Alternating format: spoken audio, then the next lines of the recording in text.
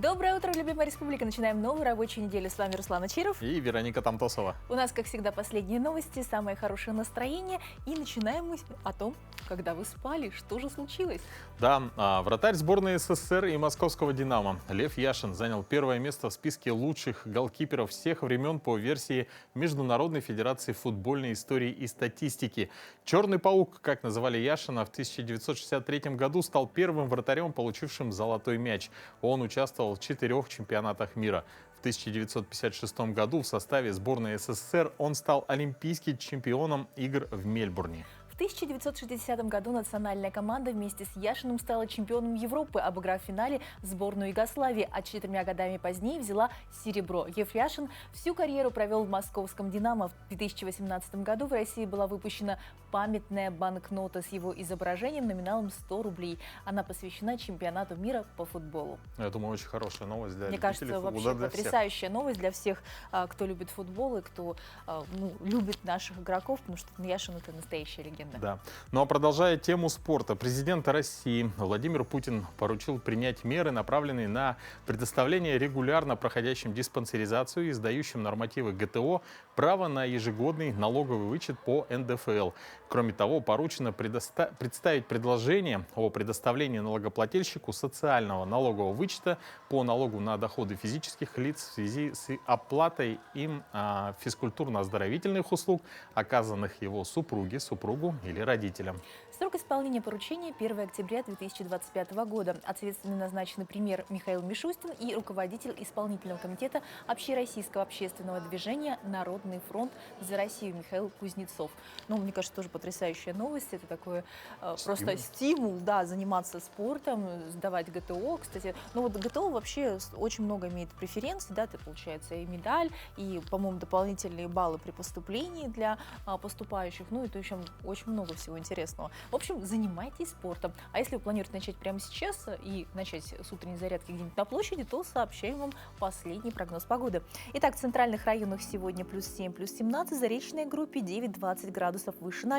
В южных 1-4 градуса тепла, в Вилюйской группе +6, +7, в Нижнеленских 6-15 выше 0, в западных 5-10 градусов тепла, в Крылымо-Индигирской группе улусов пока от -4 до +15, в Янских 1-18 со знаком плюс. На северо-западе -5, +8. Ну, уже неплохо, почти везде тепло и солнечно. Температура воздуха в 6 часов утра в Якутске составила 6 градусов тепла, атмосферное давление 743 мм ртутного столба, ветер восточный от 3 до 5 метров в секунду. Сегодня днем в Якутске облачно с прояснениями без осадков, ветер также восточный от 3 до 5 метров в секунду. Температура в столице +14, +16 градусов. Ну, как будто бы потеплело, несмотря на то, что река идет, пасмурно, да? Пасмурно. Ну, начинать рабочую неделю, конечно, нужно с новостей. Давайте мы передадим сейчас слово нашим коллегам.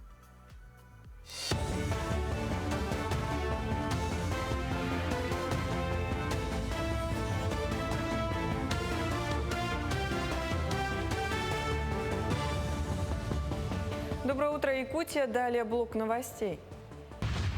Программу доступного арендного жилья на Дальнем Востоке с 1 января 2026 года распространят на опорные населенные пункты Арктической зоны России.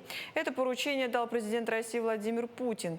Также Кабмину поручено разработать планы социально-экономического развития этих районов, утвердить их и обеспечить финансирование. Кроме того, правительство должно включить мероприятия по развитию арктической зоны в национальные проекты и продлить до 2030 года работы по улучшению инфраструктуры в закрытых городах и населенных пунктах, где расположены воинские части.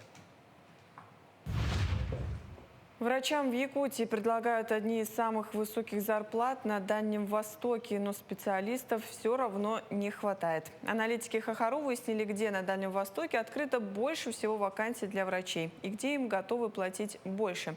Самые высокие зарплаты предлагают в Сахалинской области – 158 600 рублей и Магаданской области – 135 тысяч рублей. На третьем месте Камчатский край и Якутия с зарплатами по 120 тысяч рублей. За ними следует Амурская область – 118 600 рублей. Самые низкие зарплаты врачам предлагают в Бурятии – 96 200 рублей.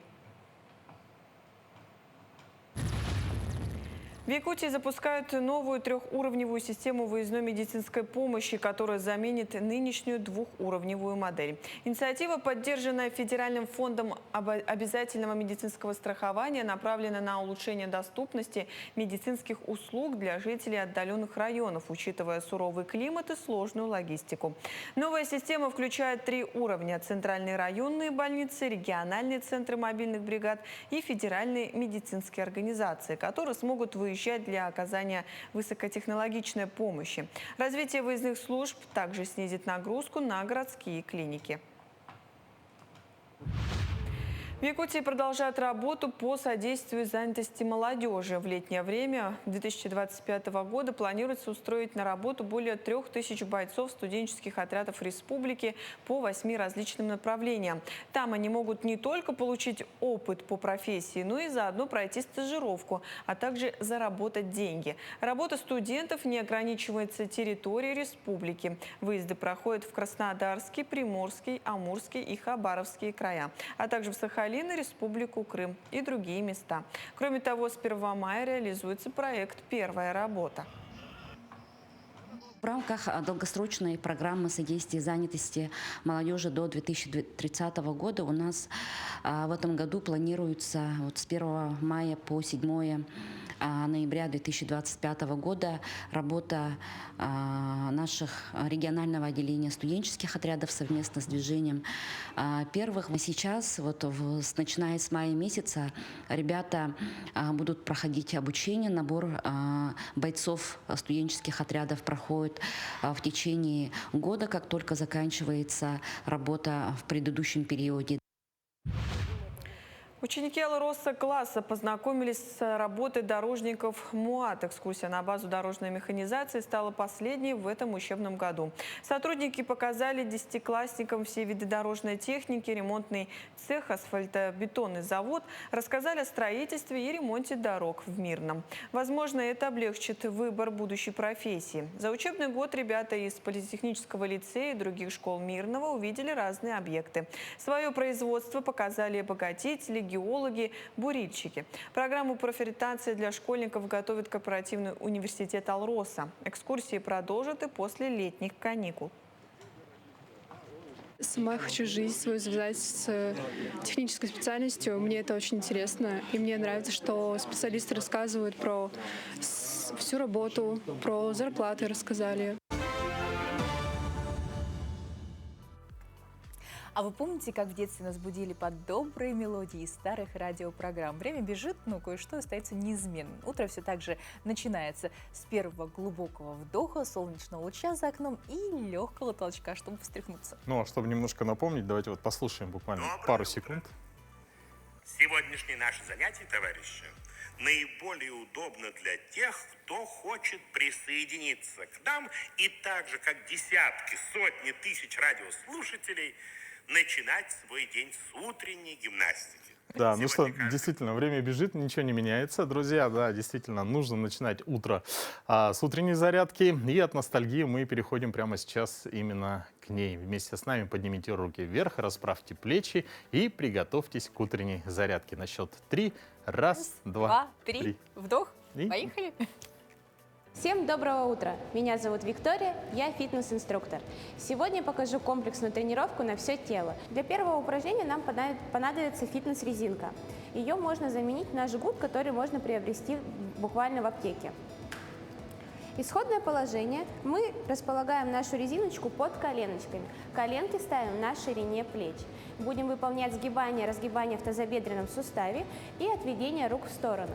Для этого мы выводим таз назад, разгибаем, делаем вдох и на выдохе мы ручки выводим в сторону. Вдох, выдох. Раз, два, три, 4, 5. Важно в этом упражнении соблюдать, чтобы животик был втянут, поясница не имела сильного прогиба. Следующее упражнение мы выполняем в боковой планке и ее совмещаем с жимом ног. Для этого нашу резиночку мы фиксируем под коленом. Вторую ножку мы кладем в резиночку и фиксируем вторую часть тоже под коленный сустав. Исходное положение – это боковая планка. Колено притягиваем к груди, делаем вдох, на выдохе мы выполняем жим.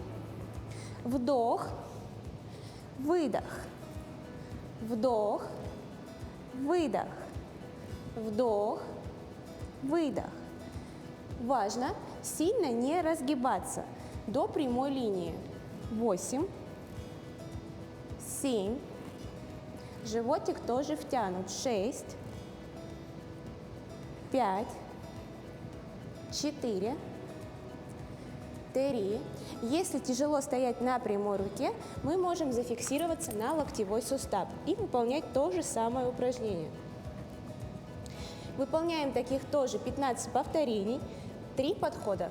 После отдыха 15 секунд мы фиксируем нашу вторую ножку также и выполняем на другую сторону. Следующее упражнение – это горизонтальная тяга. Для этого упражнения нам важно принять исходное положение, сидя на ягодицах, ножки слегка вытянуты перед собой, согнуты в коленных суставах, носочки натянуты на себя, резиночку кладем на среднюю часть стопы.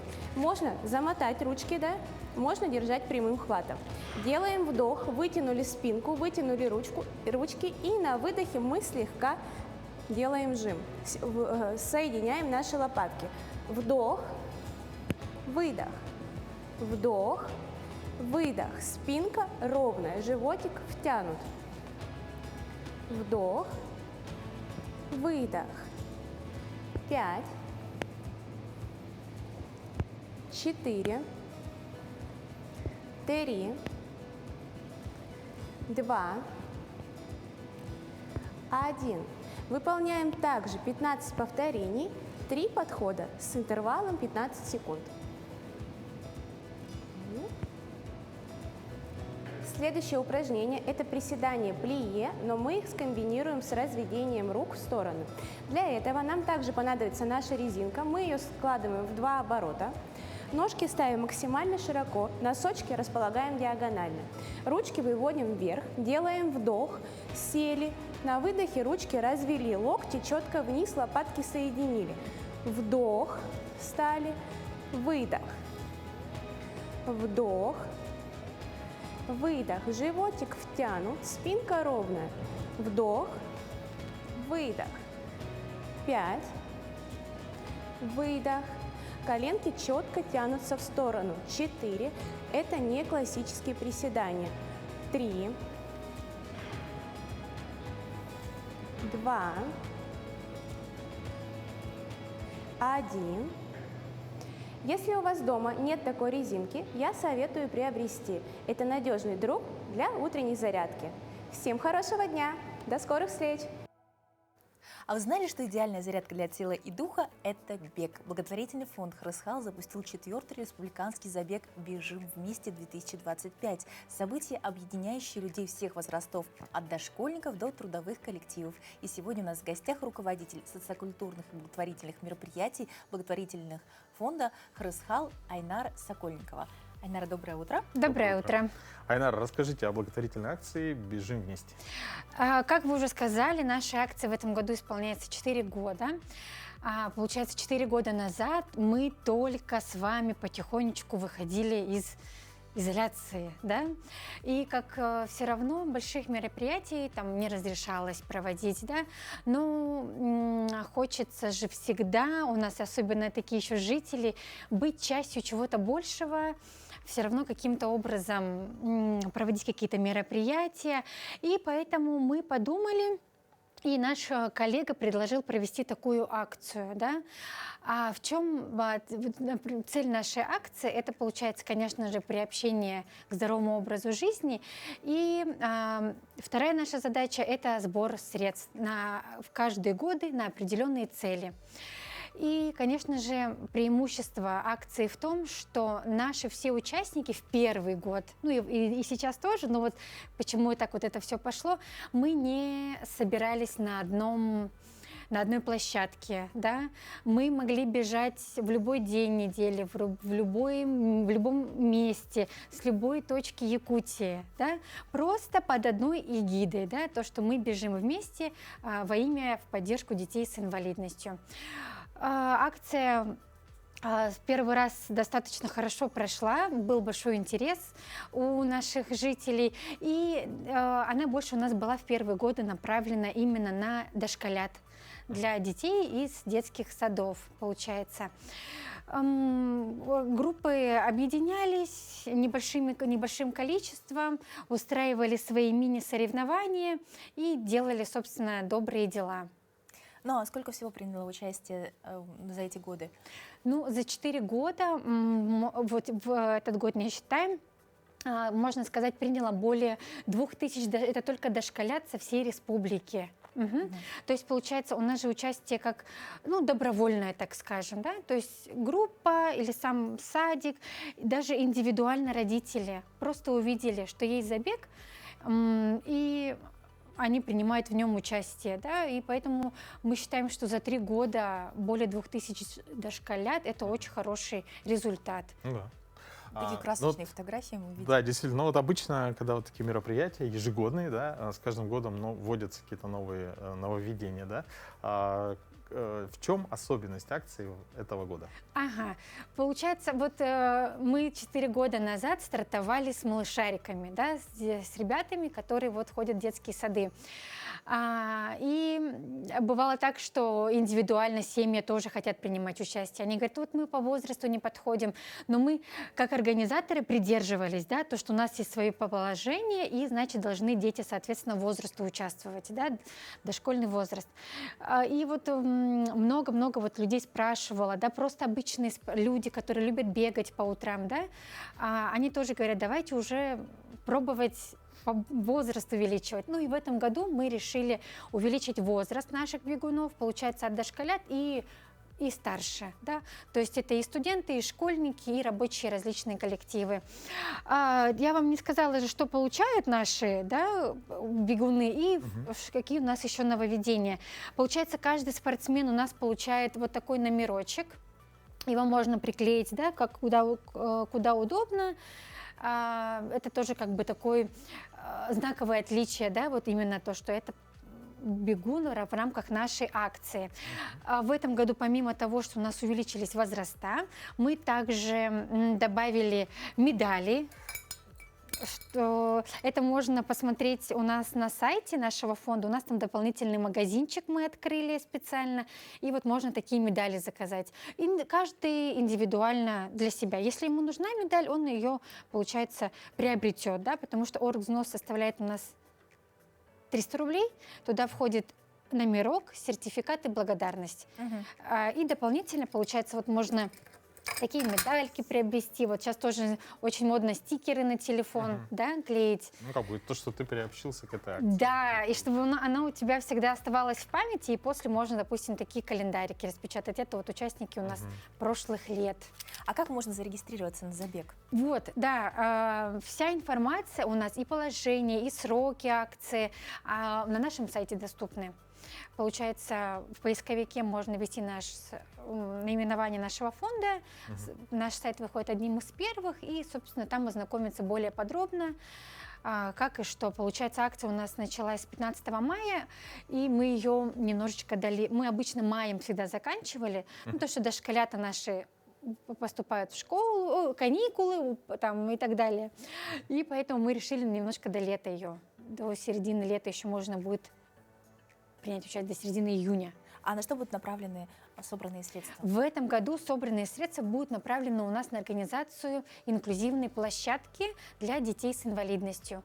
Каждый год благотворительный фонд Харасхал старается проводить дневные инклюзивные площадки для наших ребятишек, потому что не всегда есть возможность посещать обычные лагеря, да, какие-то площадки дневные, летние.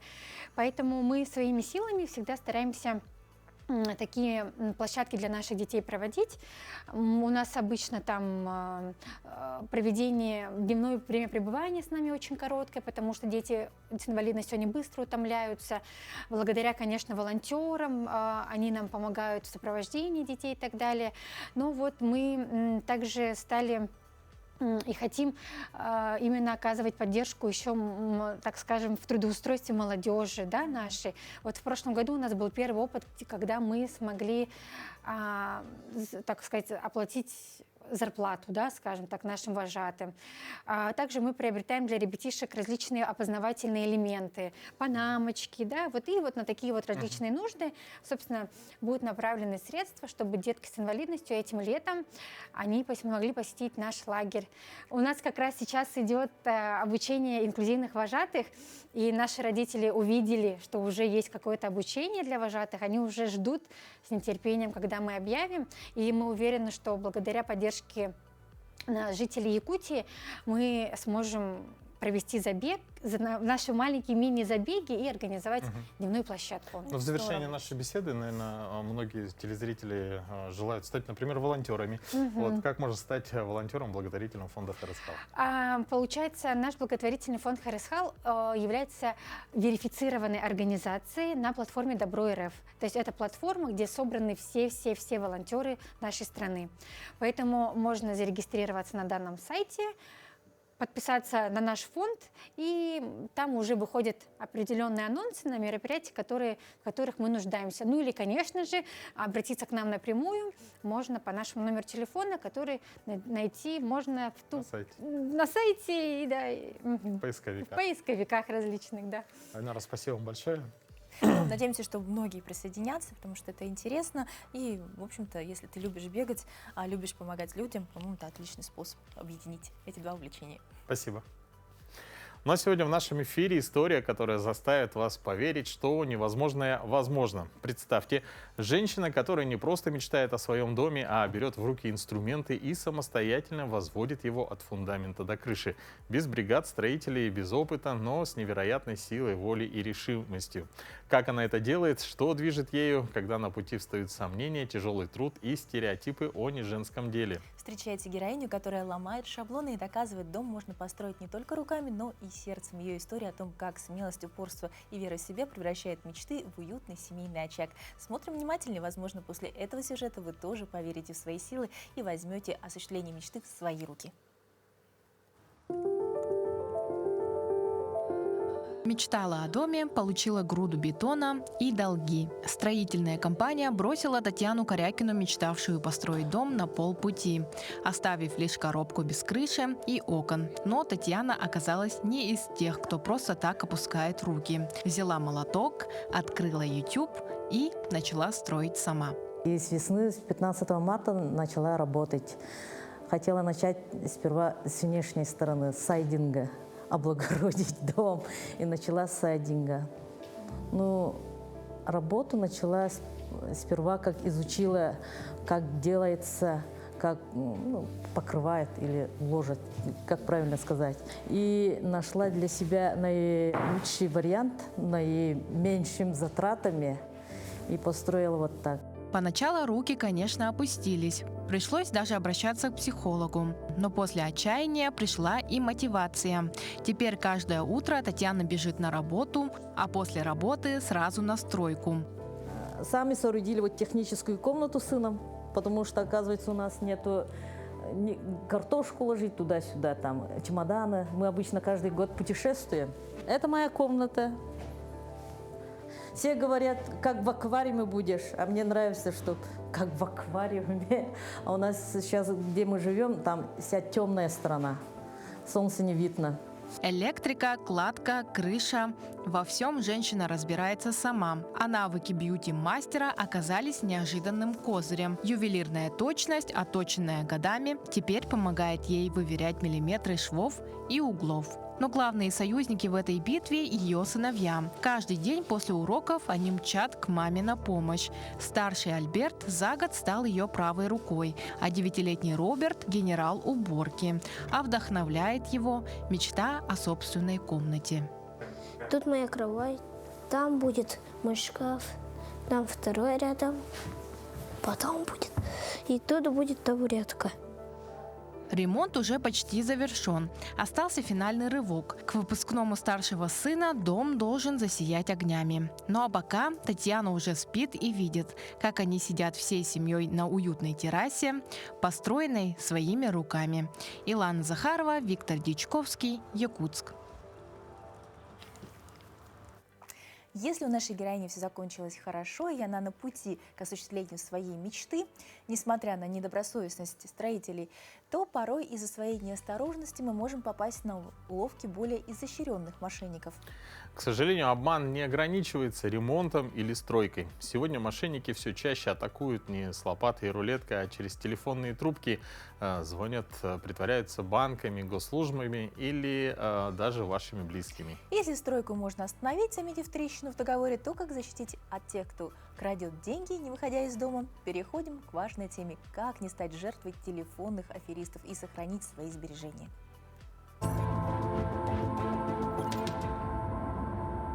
Их почерк всегда один. Сначала они под любым предлогом получают от своей жертвы код из СМС, а затем говорят ей: «Вы стали жертвой мошенников. Теперь мы поможем вам спасти ваши деньги». И итог всегда один. Думая, что спасает свои финансы, жертва дарит их тем, кто зарабатывает на обмане. Я сначала продиктовал код и только потом прочитал, что там было написано «никому не сообщать». Тогда я подумал, что это были мошенники. Потом пришло СМС о том, что мои услуги взломаны, надо перезвонить по номеру техподдержки. Но это сейчас понимаю, что надо было обратиться не по этому номеру, а именно самому найти через поисковик реальный номер, ну или пойти в МФЦ. А тогда в панике позвонил туда, куда указали мошенники, получается. Самое главное правило, которое необходимо соблюдать в современном мире, это никогда не верить тому, кого не видите лично. Всю информацию, которая поступает по телефону, следует перепроверять. Особенно, если она содержит угрозы, либо каким-то иным образом нарушающие ваше душевное равновесие новости.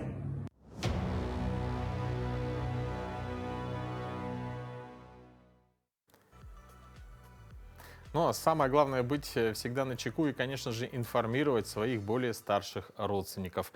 Продолжая тему борьбы с преступностью, мы с вами перенесемся в Музей истории города Якутска и расскажем об истории семьи Яныгиных.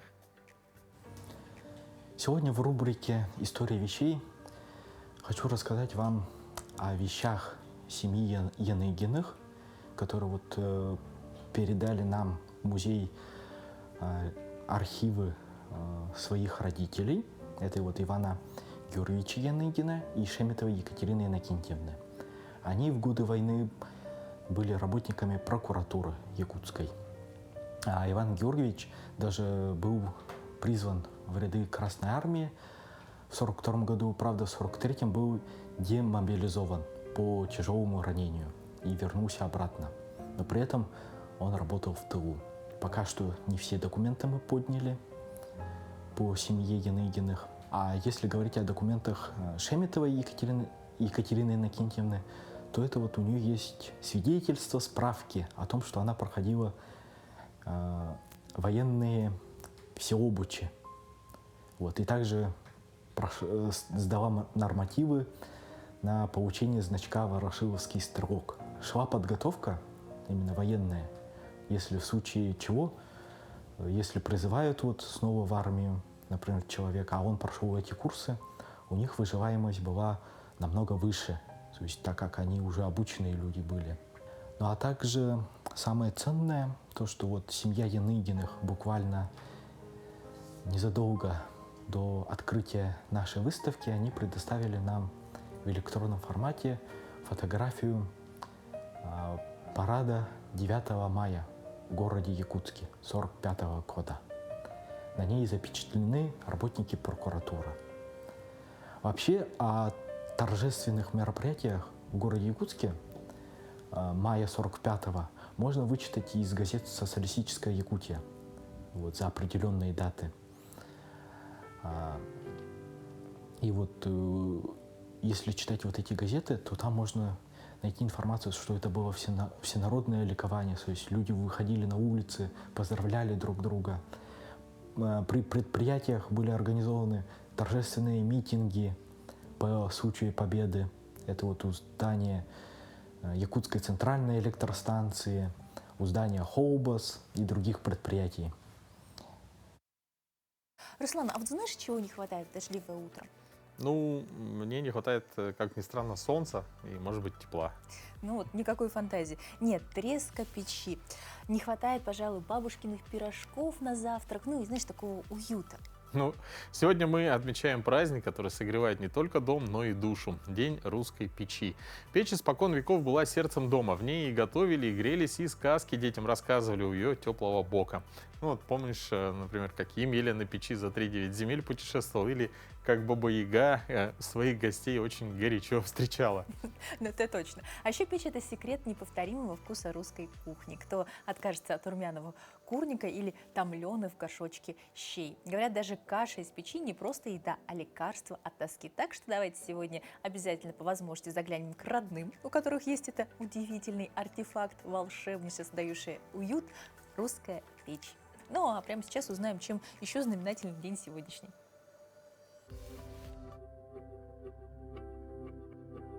На календаре 19 мая. Сегодня отмечают День фармацевтического работника в России. По народному календарю Иов Горошник. В этот день крестьяне утром выходили во двор, наблюдали. Если роса обильная, то уродятся огурцы. Кроме того, эта роса считалась очень полезной для огородных растений. Этот день в истории. 1712. Петр I перенес столицу России из Москвы в Санкт-Петербург. 1802. Учреждена высшая награда Франции – Орден Почетного легиона. 1910 год. Земля прошла через хвост кометы Галлея. 1922. День пионерии. День рождения Всесоюзной пионерской организации. В этот день родились Мустафа Кемаль, основатель и первый президент Турецкой республики, политик и военачальник. Хо Ши Мин, вьетнамский политический деятель, первый президент Северного Вьетнама. Леонид Харитонов, советский актер театра и кино, заслуженный артист РСФСР. Майя Булгакова, советская и российская актриса театра и кино, народная артистка РСФСР. Диана Мэри Холлом, американская конькобежка, олимпийская чемпионка. В этот день также родились Сергей Бехтерев, советский российский актер театра и кино, заслуженный артист России, и Наталья Арейра, уругвайская актриса, певица, дизайнер. Именины сегодня отмечают Василий, Денис, Иван, Иларион и Марфа. Но если говорить о знаменательных датах, то в этом году Национальная библиотека Республики Саха-Якутия отмечает свой 100-летний юбилей.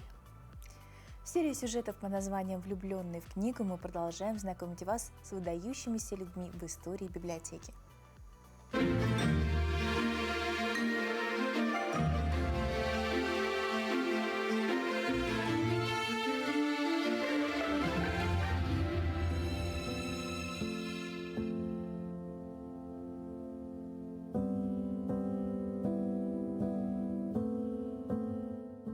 Главным трудом Грибановского стала библиография Якутии – 10-томное издание, включающее 30 тысяч записей на русском и 1000 на иностранных языках. Его работы подняли ретроспективную библиографию Якутии на высокий уровень, опередив другие национальные республики. В 1942 году ученый скончался в блокадном Ленинграде. Его наследие сохранили сотрудники библиотеки Академии наук Советского Союза. А с 2005 года продолжается реконструкция труда под руководством Надежды Александровны Ханды. Грибановский навсегда остался в истории как первопроходец библиографической науки Якутии, чьи труды востребованы и в 21 веке.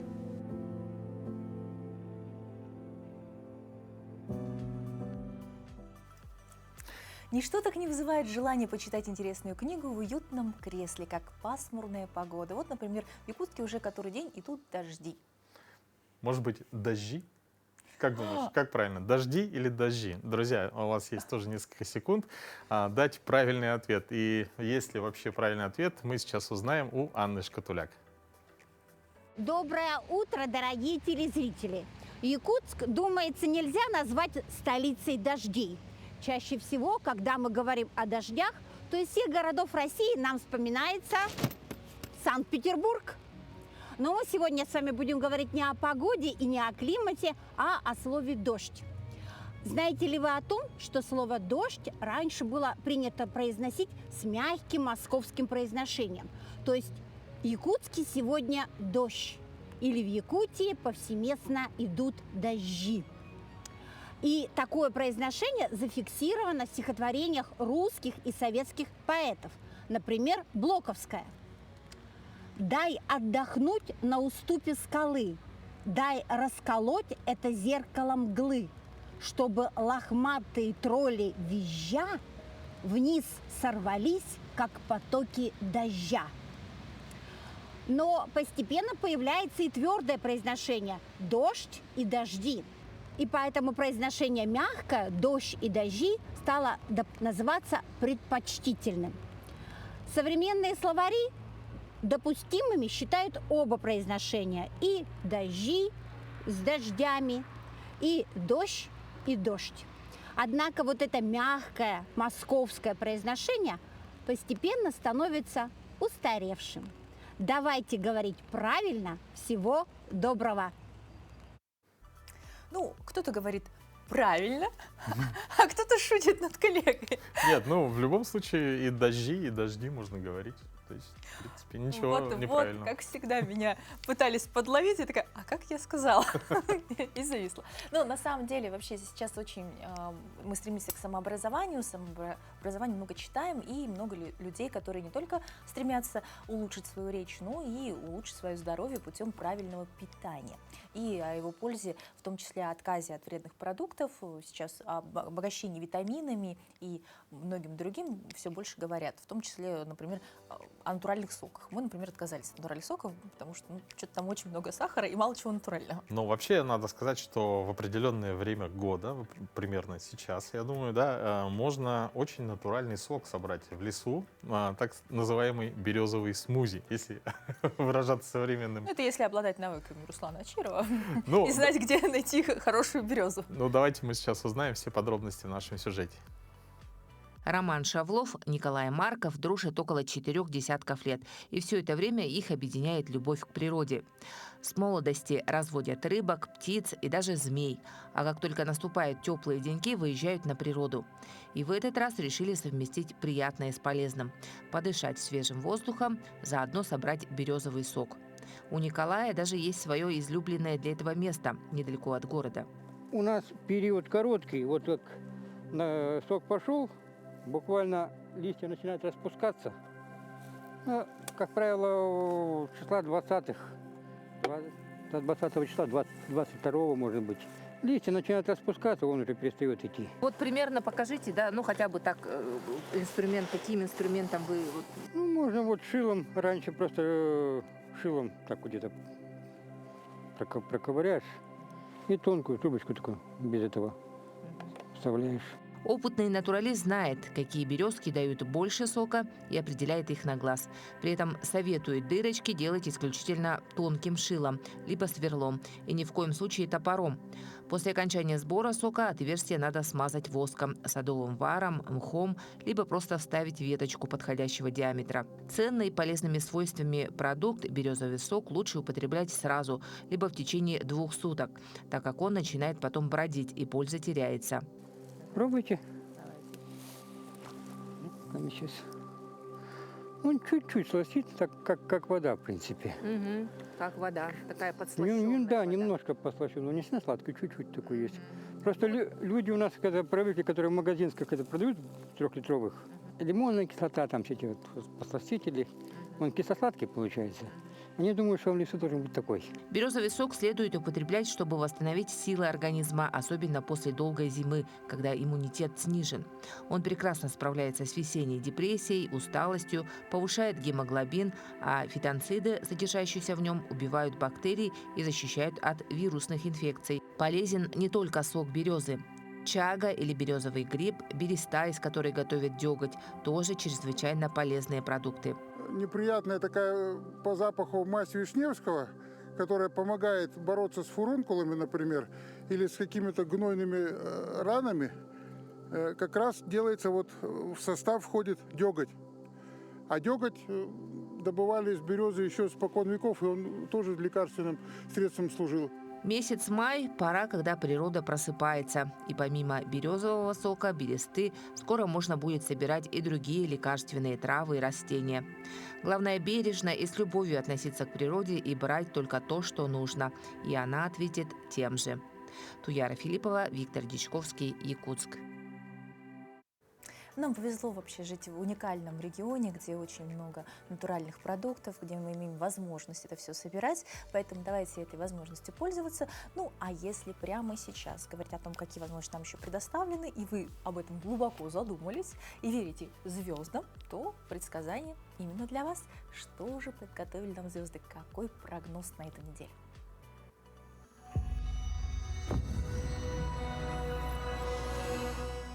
Овен. На этой неделе звезды подталкивают вас к активным действиям в карьере. Возможны неожиданные предложения или проекты. Не бойтесь рисковать, но сохраняйте ясность ума. В личной жизни парам стоит избегать конфликтов из-за ревности, а одиноким овнам поможет смелость в общении. Совет недели. Запишитесь на массаж, чтобы снять напряжение в мышцах. Телец. Финансовая стабильность в фокусе. Удачное время для переговоров, повышения или поиска дополнительных источников дохода. В отношениях одинокие тельцы привлекут внимание своей харизмой, а парам стоит устроить романтический ужин. Совет недели. Следите за осанкой. Долгое сидение может вызвать дискомфорт. Близнецы. Ваша энергия на пике. На работе проявите креативность, но не распыляйтесь на мелочи. В личной жизни возможны яркие знакомства, а парам совместные путешествия или обучение. Совет недели. Не давайте пустых обещаний. Это вернется вам бумерангом. Рак. Эмоции могут перевесить логику. Не принимайте важных решений в спешке.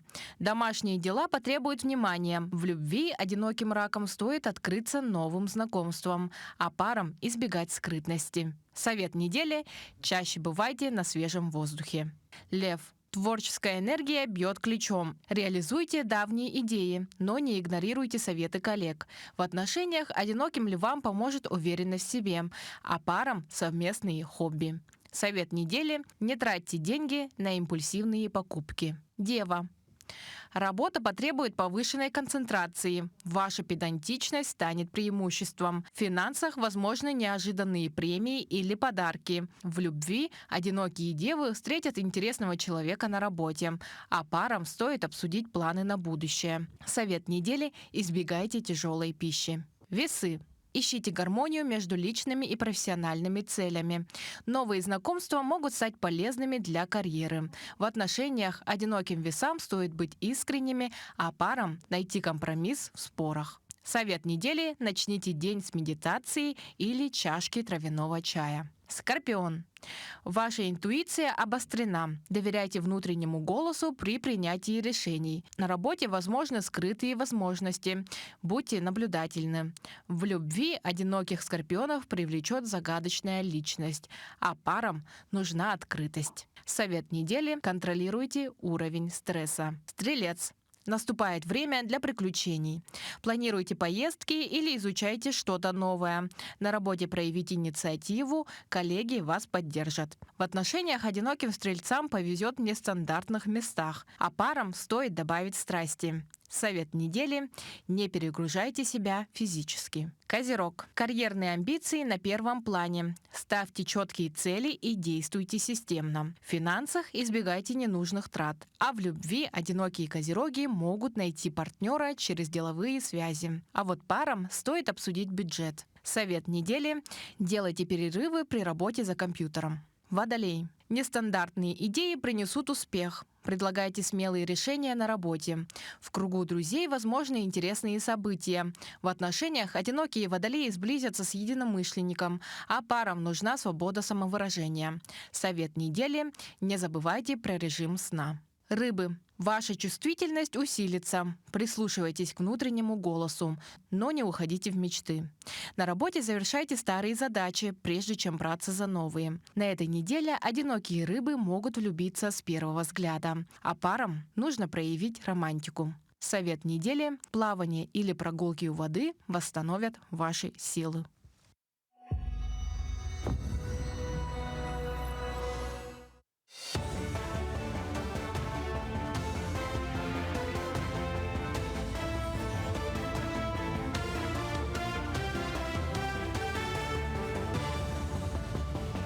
Мы продолжаем рассказывать самые актуальные новости этого утра. С 1 июня повысит пенсии для людей с инвалидностью первой группы и тех, кому исполнилось 80 лет в мае. Эти граждане получат двойную фиксированную выплату к страховой пенсии, что увеличит их ежемесячный доход на 8728 рублей и 73 копейки. Если за пенсионером оформлен уход, общая сумма прибавки составит 10 042 рубля 73 копейки в месяц, включая надбавку за уход. Перерасчет пенсии будет произведен автоматически, без необходимости обращаться в Соцфонд России. Владимир Путин поручил правительству рассмотреть возможность создания генно-модифицированных деревьев с определенными характеристиками для коммерческого использования. Цель поручения – оценить возможность создания лесных плантаций для выращивания и использования такой древесины. Правительство должно представить свои предложения по этому вопросу до 1 июля. Поручение возникло после апрельского совещания по лесопромышленному комплексу, проведенного с участием президента и правительства. Росстандарт разрабатывает новые стандарты для детского питания и его ингредиентов. Об этом сообщил руководитель Росстандарта Антон Шалаев. Он подчеркнул, что новые стандарты направлены на обеспечение безопасности и качества детского питания. Он также отметил, что Росстандарт активно работает над утверждением новых ГОСТов, ежегодно вводя до 1700 стандартов в различных сферах. В Якутске прошел благотворительный турнир «Мы вместе», который состоялся на базе ДЮСШ номер 9 и привлек более 400 участников. В соревнованиях участвовали команды из Мирнинского улуса, городские спортивные клубы и детско-юношеские спортивные школы. Основной целью турнира стал сбор средств на лечение ребенка с онкологическим заболеванием. Все собранные средства будут переданы семье для оплаты необходимой медицинской помощи. Организаторы надеются, что турнир окажет значительную поддержку в процессе выздоровления ребенка. У нас сегодня происходит открытый городской благотворительный турнир, который называется «Мы вместе». Этот турнир у нас уже стал традиционным, мы проводим его второй год. И этот турнир помогает благотворительному фонду «Кладезь Якутии», помогает маленьким детям. То есть мы собираем средства на восстановление и на реабилитацию. Мы начали готовиться заранее. Подготовка у нас длилась с февраля, с начала марта, потому что очень много желающих принять участие в нашем турнире. В Арктическом государственном институте культуры и искусств представили спектакль «Лики Лонхо». Зрителями представления стали участники СВО, их жены, матери и дети, а также ветераны Великой Отечественной войны. Почетным же гостем стал Николай Евдокимов, герой Российской Федерации. Сам спектакль был создан студентами под руководством народного артиста России Андрея Борисова и является театрализацией героического якутского эпоса. Молодые актеры, демонстрируя свои навыки артистичности, погрузят зрителей в атмосферу народных сказаний о девушках-воительницах, сражающихся за счастье свой народ и восстановление гармонии. Этот спектакль основан на, скажем так, создает общий образ на фоне патриотических всех мероприятий, которые происходят. И национальное, исторический эпос, он перекликается с теми моментами, которые сегодня происходят у нас на СВО. На этом пока все. Хорошего дня и встретимся в эфире.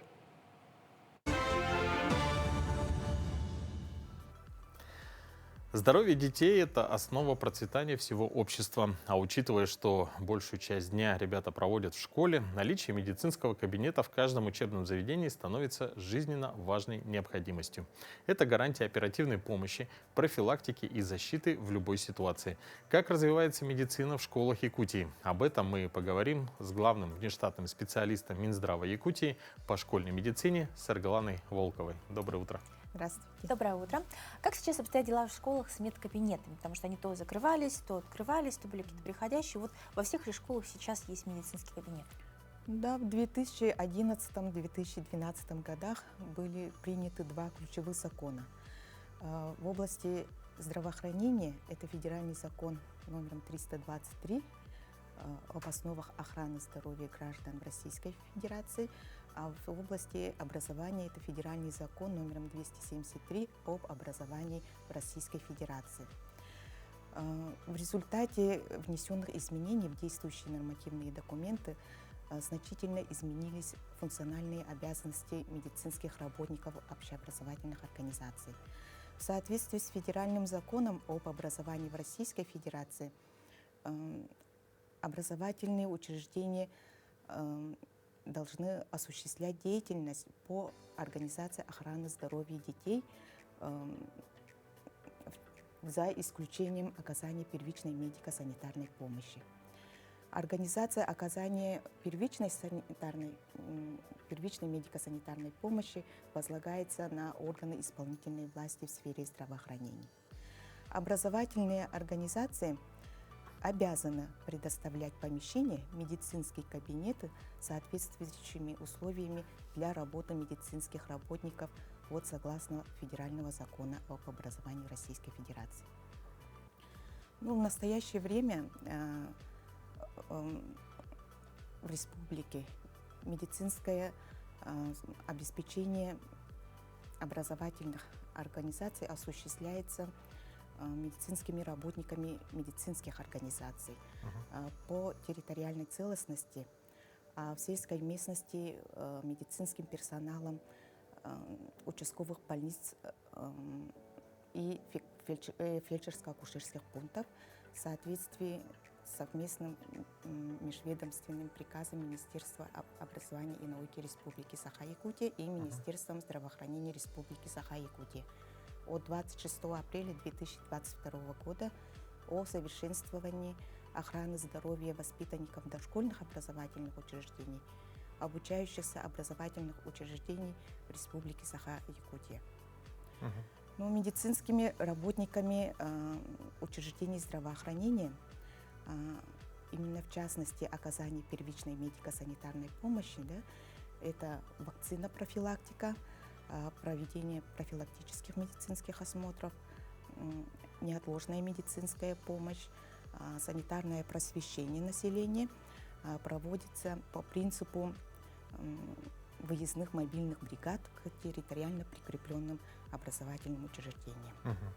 А вообще в целом как решается проблема нехватки школьных медработников и планируется ли расширение программ подготовки таких специалистов? Да, в настоящее время в связи с недостаточностью обеспечения безопасности обучающихся во время пребывания в образовательных организациях, с отсутствием эффективных здоровьесберегательных технологий, в целях совершенствования охраны здоровья воспитанников и обучающихся в образовательных учреждениях, а также обеспечения качественного медицинского обслуживания образовательного процесса, правительством и Государственным собранием Илтумен Республики Саха-Якутия ведется последовательная работа по школьной медицине, которая позволит развивать школьную медицину в нашем регионе и создать эффективную модель сбережения здоровья детей в общеобразовательных учреждениях. И вопрос по школьной медицине включен в перечень поручений главы республики Айсена Сергеевича Николаева на 2025 год. Можем ли мы ожидать, что в этом ключе в школах появятся штатные какие-то единицы, например, уже других направлений, допустим, диетологи, психологи, может быть, стоматологи, чтобы охватывать все сферы? Или это будут какие-то медосмотры? Охраной здоровья детей будут заниматься врачи-педиатры и фельдшера медицинских организаций, в штате которых они входят. Приказом Министерства здравоохранения Российской Федерации номером 822Н в штаты таких должностей, как психологи, диетологи, они не входят. А как сегодня вообще в целом оценивается состояние российских школьников? Сегодня сохраняется неблагоприятная тенденция показателя здоровья детей в процессе обучения. Увеличивается доля учащихся, страдающих хроническими заболеваниями. Сегодняшние дети имеют неблагоприятные сдвиги в физическом развитии, в когнитивных функциях по сравнению с предыдущими поколениями. Проблема охраны здоровья детей и подростков является одной из важнейших проблем современной медицины. Но что больше всего на это влияет? Я не думаю, что наличие или отсутствие медкабинета как-то могло повлиять. Скорее, может быть, современные технологии. Но в обратном ключе они как-то положительно влияют. То есть сейчас же есть телемедицина, мобильные приложения для мониторинга здоровья. Вот что бы вы посоветовали родителям и, может быть, даже классным руководителям внедрять? Сейчас, конечно, в настоящее время идет, последовательная работа о внедрении таких здоровьесберегающих технологий, создании для улучшения медицинского сопровождения, образовательного процесса. Спасибо большое. Было очень интересно. Надеемся, что, правда, если поручение дано, то и в конце года мы уже подведем какие-то первые итоги, которые сдвинут проблему здоровья детей на более высокий уровень, что приблизимся к хорошим результатам. Большое вам спасибо и желаем, конечно же, успехов в работе. Спасибо. Спасибо. Ну, друзья, до завтра. Прям синхронно. Желаем всем хорошего дня. И, конечно, увидимся с вами в это же время на телеканалах Якутия-24 и НВК Саха. Желаем отличного начала рабочей недели, чтобы все у вас сложилось наилучшим образом. Пока!